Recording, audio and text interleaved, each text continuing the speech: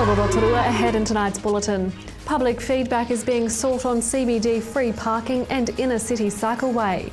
Locals take the chance to vote early with advance voting in the general election open today, and record numbers are taking part in this year's Ames Games. Rotorua District Council is seeking feedback on the 2-hour free parking initiative in the CBD. Concerns have been raised by some retailers that a shorter time period would improve traffic flows. Most shoppers spoken to are happy with the current time limit. In assessing the free parking, council will also take into account data on parking space turnover rates and average lengths of stay. And public views are being sought on an inner city cycleway. Bike enthusiasts say Rotorua is lacking in safe cycle options in the inner city. Councillor Karen Hunt says the public feedback is to ascertain local opinion on a cycleway. To give the inner city focus group, Rotorua Cycle Action and Rotorua District Council feedback on the 2 inner city proposals, visit the council website rdc.govt.nz and click on the Inner City Surveys box on the homepage. The 2 surveys will run online until the end of September. The first votes for the 2014 general election were cast today as advance voting begins ahead of Election Day on September 20. Labor candidate Tamati Coffey led a group of enthusiastic voters to Electoral HQ in Arawa Street. It's a pretty special day because what we're able to do is early vote, which is something that has been done before. But what you used to have to do is get a special dispensation to be able to vote early. But what we're doing this year is completely different. Everybody can go and vote from today. The booth opened up just around the corner at the Zen building. You can see it up there shining down on everybody. I'm going to be the first in our team to cast our vote, and I think that it's really important. It's important for democracy, for everybody to have their say. If you don't vote, you can't complain. Next week, polling booths open in Nongataha, Owhata and Wairiki Institute of Technology. Whakatane's Cameron Rota is excited at the release of his debut single this week called One of a Kind. Cameron rose to fame after appearing on X Factor New Zealand and captured the attention of Judge Daniel Bedingford, who helped produce the single. And Cameron will perform his single at the opening ceremony of the Ames Games on Sunday at ASB Bay Park Arena in front of more than 10,000 Year 7 and 8 athletes and supporters. One of a Kind is available from iTunes.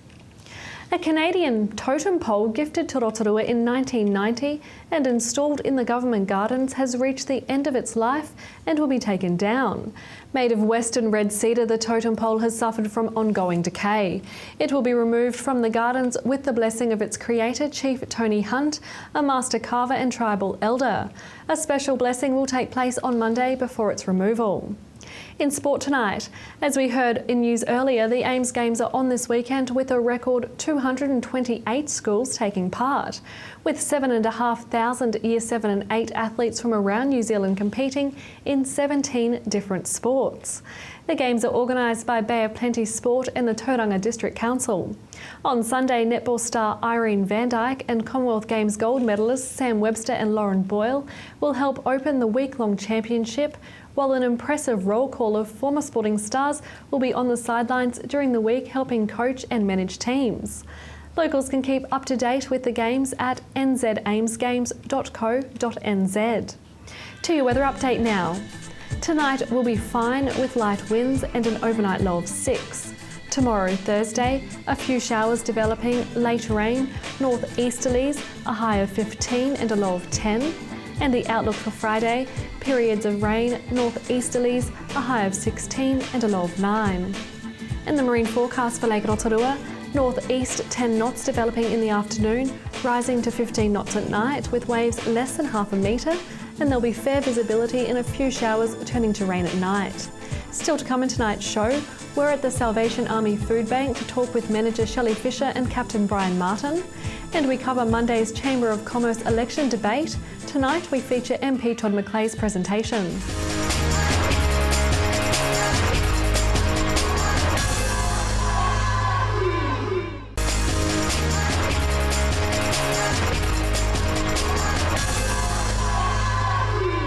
It's not long till Christmas, so we've popped into the Salvation Army to catch up with Brian Martin about how we go about replenishing our stores and making sure that there are a lot of things they have for their clients. Good morning. Good morning, how are you? Good, thank you. Now, I did see that one of your kindly folk from the community dropped off some eggs this morning and you rushed about.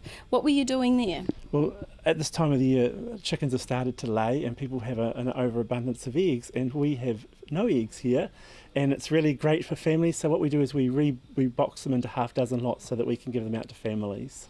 How many did you get this morning?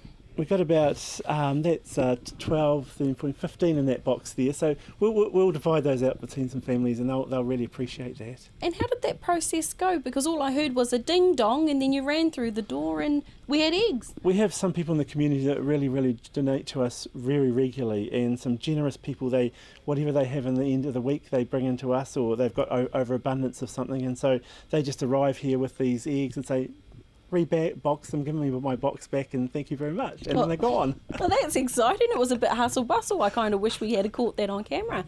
So Brian, can you take us through, this is not going to last forever, all this food, is it? No, this food won't last very long at all, because we've actually been up on numbers this year. Just for example, last year we gave, in the month of August, we gave out about $7,000 or $8,000 worth of food. This August we gave out $16,000 worth of food. So over the 12-month period we've had a huge increase, 60% increase. And so you look at the shelves, they look as if they've got lots on them, but 1 week this will be gone. Oh, so supply and demand is quite high, isn't it? At the moment it's extremely high. Winter months. Winter months, absolutely. Yes. And then you got to go on there till Christmas. Yes, yep. Christmas is our big time of the year, because we have our packages we give out to families, Christmas hampers and that kind of thing, and so we have to start collecting quite early in the year to actually get the quantity we need. And then Christmas is an expensive time for the families, and so it will go on to the new year as well, won't it? Absolutely, it goes on. Fortunately, Rotorua is a very generous community, and so we've had such huge support over the last number of years at Christmas time, and so it has actually achieved us being able to help people right through to January, February, March, after the Christmas period. And so that we really do appreciate that from the community.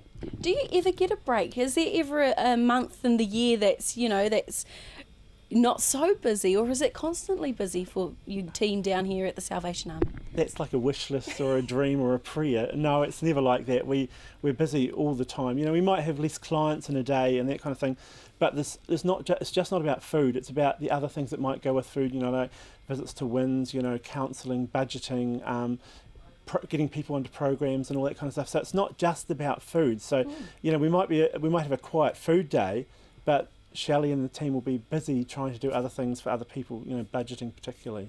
So it's the lifestyle that you're tackling, not so much the cause. It's about helping to grow individuals or grow families so that they're able to move on and start to provide more for themselves? Absolutely. We have a theme here, a hand up, not a hand out. Oh, perfect. So, it's about actually helping people to move on from where they are at, and maybe that's assisting them for a few weeks, and then, they get a couple of bills paid, and that actually makes it okay for them, to move on. And so we might not see them again ever.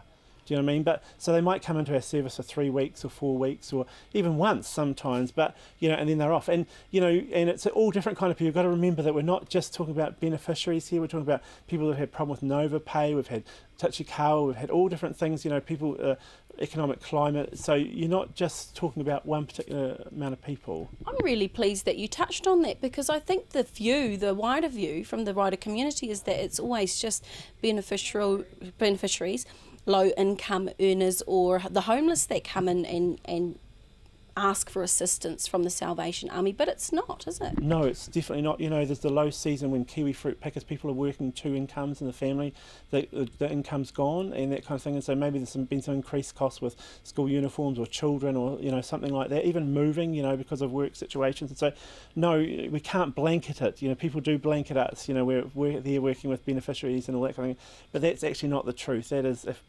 totally our records would show differently. Let's say to those out in the community who have something to offer, how do they get in touch with you? Where are you located, and how do they get goods here? Okay, so if they can just come into the food bank, which is in Community House, at the back of Community House and Help Up the Street. Then we have the Salvation Army on the corner of Old Taupo and Hillcrest Road. It's open from 9 to 1, and there's a drop-off place there. Some people go to our shop in Pukewatua Street and they drop things off at our shop. But people can ring us here on 346 8113 and we can go and pick it up as well. You know, Great. People have got things to donate. I'm going to catch up with Shelley now, but it's been great to talk to you. She's going to show me how to pack a box for a family. I'm excited about that, so thank you. Thank you very much.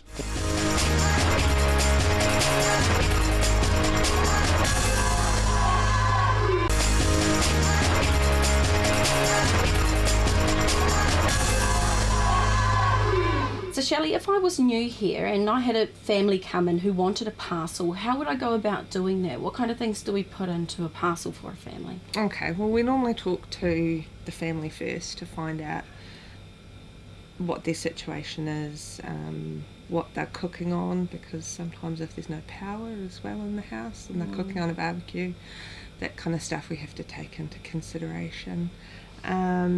But we have a little template here for someone who's new. Okay. That lists basically what we would put in a parcel, and then as you're going along, if you see something else that you might want to sneak in there, then that's quite alright. And if we've got excessive stuff, sometimes we chuck in too. Oh yeah. That kind of thing. Okay. So it's Good. mostly in order. So we'll go for 2 baked beans. for a family of 4, we sort of go 2. Okay, 2, 2. Yep. So we grab 2, 2 of these. Yep. Yep.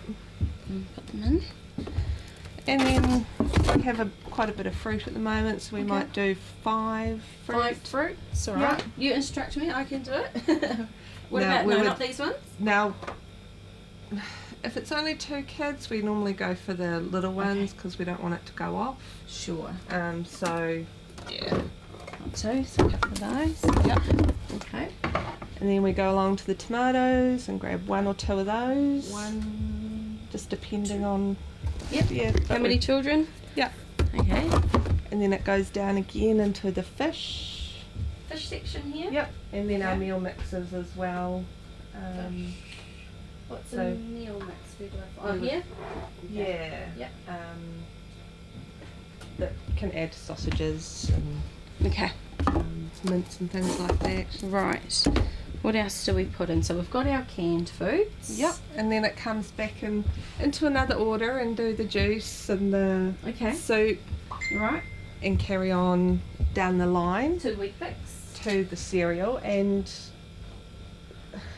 especially in winter, we would go a wheat bix and a porridge because wheat bix takes up a lot of milk.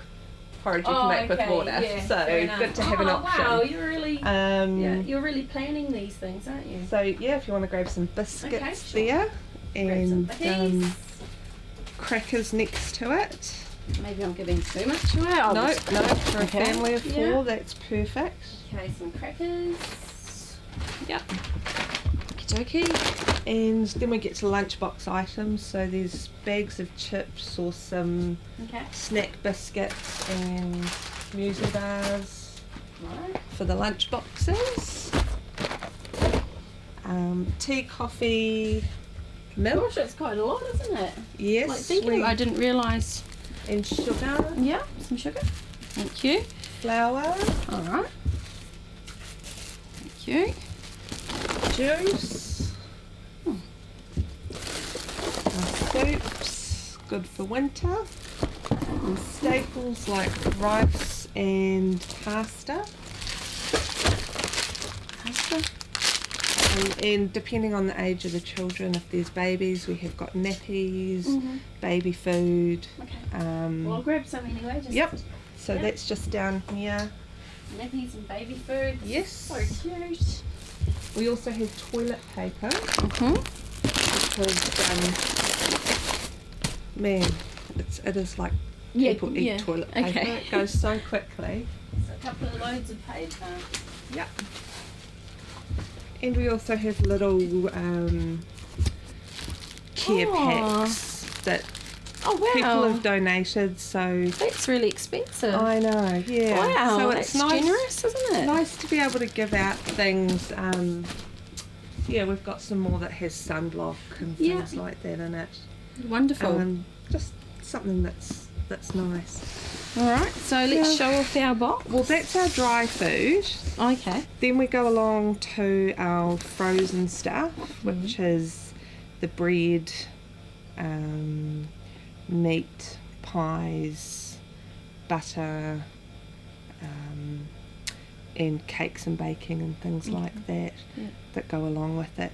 And if we've got any fresh veggies. Oh, wow, yeah. We don't have any at the moment, but they're always a bonus. And when so people bring them in. How long would a box like this last a family? Obviously including all the other bits and pieces. We try and make it so it can last 5 days between pay periods. Okay. And things like the spreads, which I didn't mention before, they'll last for quite a while. Right. Well, thank you so much for showing us. Not a Been problem. a pleasure. Awesome.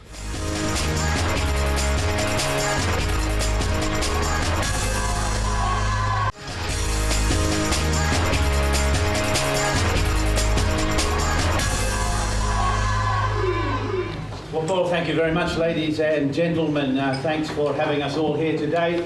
This is an important election for New Zealand and an important election for Rotorua. Can I thank the Chamber for organising this, the first of what will be a number of meet the candidate debates over the coming few days. An important election for New Zealand as we continue to manage the economy well, keep spending under control, create jobs and provide opportunities for all New Zealanders. This year in Rotorua, my campaign is based on working hard and delivering for Rotorua, continuing to work hard and continuing to deliver for Rotorua. The global financial crisis, the recession, the Canterbury earthquakes, the Pike River tragedy, and New Zealand's come through that remarkably well. Our books are back in shape, unemployment's on its way down at 5.6%, 1,600 people a week are going off welfare and going into work. People are returning home from Australia in significant numbers. 6 years ago when I became the Member of Parliament, 5,000 people every month were going away to Australia. 35,000 people a year leaving more than were coming home. Today the numbers are just a few hundred per year. Record low levels of crime, an economy that's growing faster than most OECD countries. This has happened because the national government has had a plan, but it's happened because New Zealanders have worked so very hard over the last 6 years.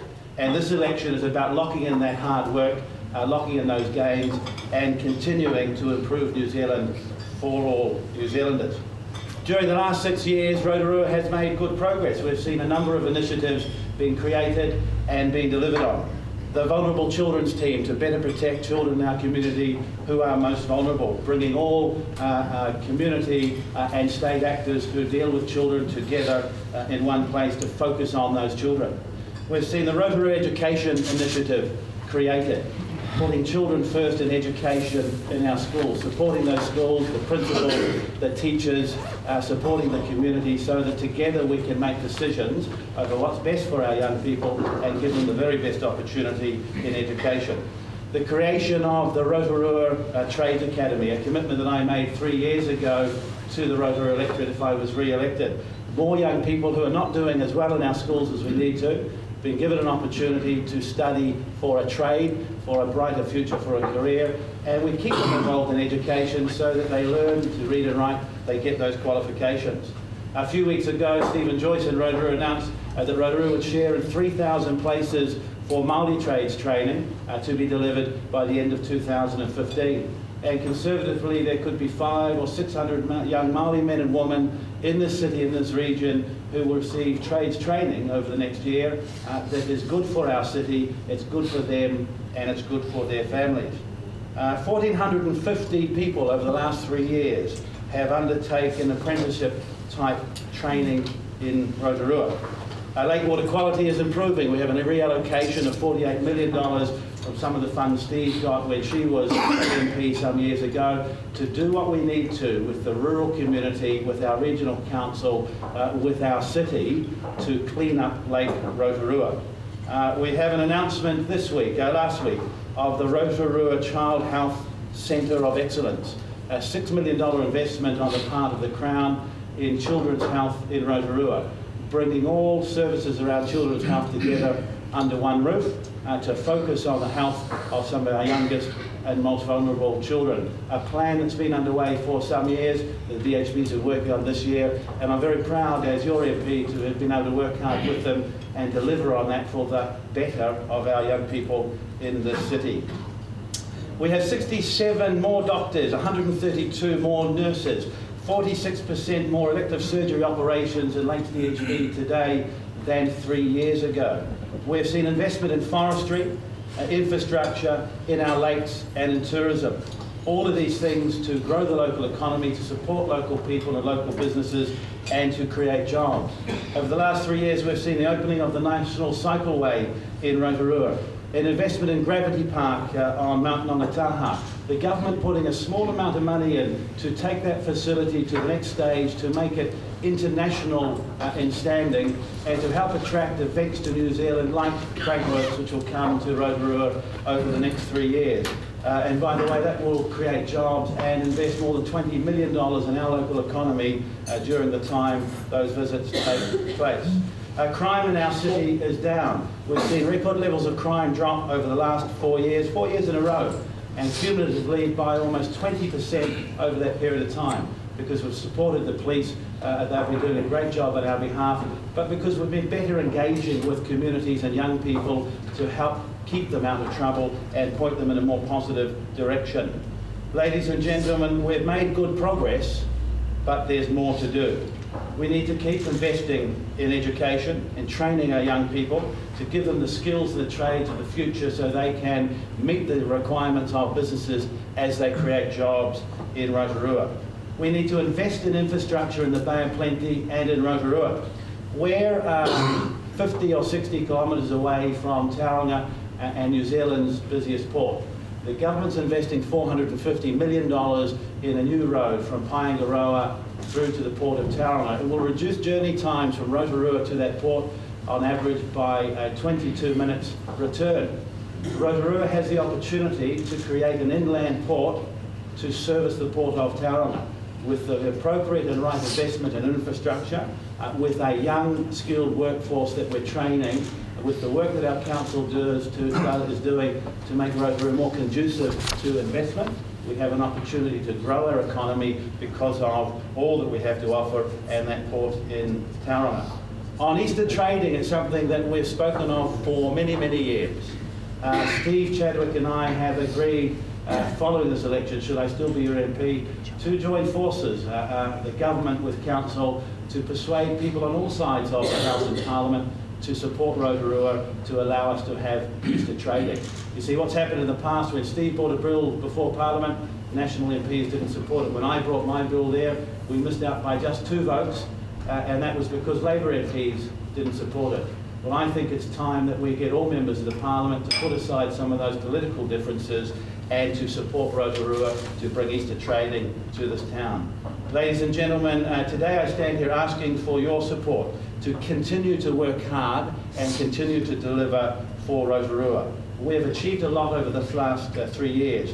We have a lot more to do. I ask for your support and your vote so I can continue to work hard for you.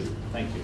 That was MP Todd McClay with his presentation at the Chamber of Commerce election debate. Tomorrow night, tune in for Labor candidate Tamati Coffey's presentation. If you have any news that you'd like to share with us, give the station a call on 07 3488 984, or you can email news@tvrotorua.co.nz. Thanks for watching tonight. From all the team here at City News, for Maria.